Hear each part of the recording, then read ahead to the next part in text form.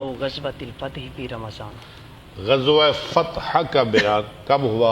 رمضان۔ رمضان میں۔ حدثنا عبداللہ بن یوسف قال حدثنا لیث قال حدثني عقیل عن ابن شہاب قال اخبرني عبید اللہ بن عبد اللہ بن عتبہ ان ابن عباس اخبرہ ان رسول اللہ صلی اللہ علیہ وسلم غزا غزوۃ الفتح فی رمضان۔ آپ نے غزوہ فتح کیا رمضان کے اندر۔ قال وسمعت سمعت ابن المسیب یقول مثل ذلك وعن عبید میں نے اللہ سنا ابن مسیب، کیا نام ان کا؟ سعید سعید بن بن مسیب مسیب سے یقول مثل ذلك کہتے تھے اسی طرح، یعنی رمضان کے اندر غزوہ فتح ہوا۔ وعن عبید اللہ ابن عبد اللہ اخبرنا ان ابن عباس قال صام رسول اللہ صلی اللہ علیہ وسلم حتی اذا بلغ القدید الماء الذي بین قدید و عصفان۔